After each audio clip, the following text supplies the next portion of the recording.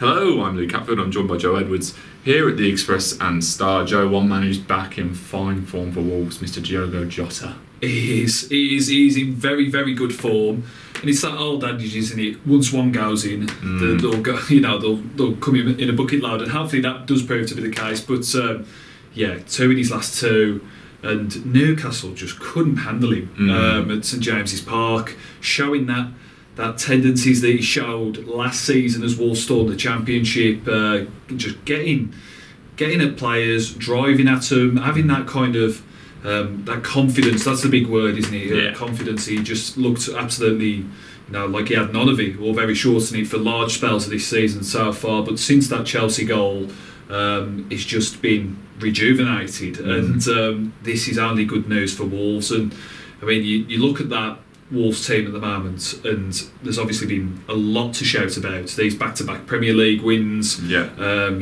way that kind of Willy Bolly's adjusted to the level, Neves, Matinho, things like that. But the one thing that you can kind of point towards is that the wingers haven't quite showed what they're capable of so far this season. But Jota is doing that now, and that's got to be a massive thing for Nuno, and a big delight to see, because Cavaleiro hasn't quite done it. Costa, yes, he did get the assist for Jota's goal, but he was a bit quiet at St James's Park, still not showing what he can really do.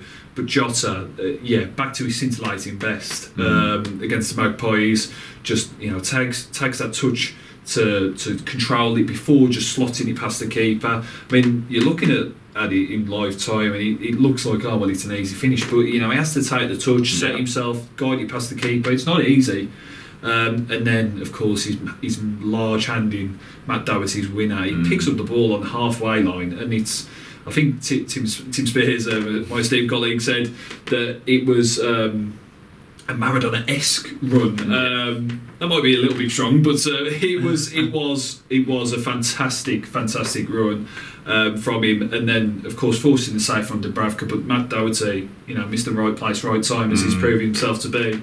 Gets that header in, gets a memorable win. But Jota, really back on song. And the big question now is, can he keep it up? Can he do it against Bournemouth? Well, that's what Nuno wants. He wants, and he's called for consistency from all of his forwards. He kind of wants people to, follow Jota's example. Really, I mean, Jota, as we say, really struggled to make that jump from the Championship to the Premier League. He was kind of getting bullied off the ball. He looked perhaps a little bit slow, because sometimes you've got to be exceptionally quick to excel as a winger in the Premier League. But he's put those kind of doubts to bed really over these past couple of games. He's looked sharp, fleet-footed, eye for a pass, eye for goal, crucially, and he's back to the player. Fingers crossed that we know him to be. So if he can stay as he is, and if Wolves can have a Raul Jimenez chipping in with a couple of more here and there, and then hopefully a Traore or a Costa or a Cavaleiro getting back on song as well, then maybe you're not so much crying out for a forward in January, and maybe Wolves do have a potent attacking trio on their hands. Yeah, hopefully. So there we go. Jota, a man in form at the moment. For all that is on him and Wolves, make sure you stay with us at expressandstar.com.